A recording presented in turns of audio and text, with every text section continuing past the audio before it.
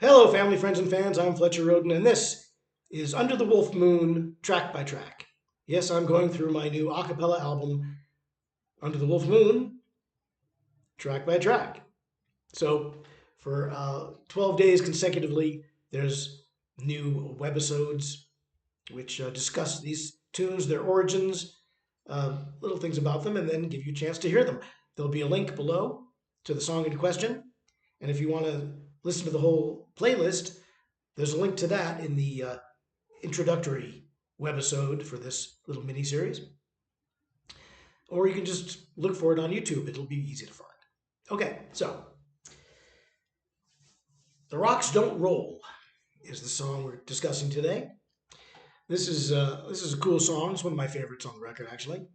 It's a blues song, so I was looking again for things that I could get away with doing with just my voice, and anything with three chords was in the ballpark. And I decided that a blues song should do a blues. Doesn't everything doesn't have to be peppy, snappy, upbeat, or even mid tempo. Time for a slow blues, and that's basically what it is. There's not too much to discuss musically about it. It does feature, like a lot of these songs, it features me on the fake harmonica. So I couldn't. One thing I couldn't do is scat. I cannot bebop skip. I can't do that, and these songs aren't good for that anyway. But there's no way to a cappella a guitar solo. That doesn't work. And so I knew early on that the only soloing instrument I was going to be able to get away with was fake harmonica, like that. And I did use a fuzz vocal effect on it in GarageBand in order to give it the sound of a harmonica. So I think that's just on just about every song on this record, but it's notable on this song, and I'm taking a moment to mention it. What else? I also do horn sections in some of these tunes, you know, because I try to have fun with it. And blues, blues. You want that sound. I don't think there are any horn sections in in this song, but there might be. There might be horns in it. I think there are, in fact. There are horns because it's a blues song. Big. I wanted to pull out all the stops because I was so limited with what I could do with my voice. I figured I would do everything that I could. So this song is notable for that and the harmonica and the lyrics. Now the lyrics, "The rocks don't roll." That's an interesting title, isn't it? I thought so. What happened is I was in Cuenca, Ecuador, at that time for 6 months. And in Cuenca, there are four rivers that run through the city, the town. I think it's a city, and they all diverge from and then return to the main central river, which is called the Tomebamba. And when I got to Ecuador, there had been a drought, so the river was anemic. I mean, it was dry as a bone almost. It was a trickle, and you could see the erosion line like 3 feet above where the water actually was, and it was fresh. You could tell that the water line had diminished. The water quantity had diminished quickly.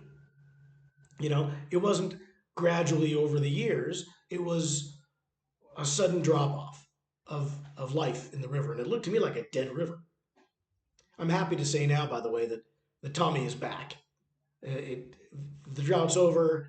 The Tommy Bamba flows freely. But at the time, it was just lying there like a husk, like a dead husk, like a corpse in the middle of the city, and it was depressing because it's the best walk in the city is along the banks of the Tommy Bamba, and it was dried up. It was sad, and it was like a red flag to say the least. So I was talking to some guy who lived in my apartment complex at the time, Big Jeff, and and we were talking about it, and he had said that he, before moving to that apartment complex, he had lived by the Tommy Bamba, and he could hear at night these big sounds, these big banging sounds,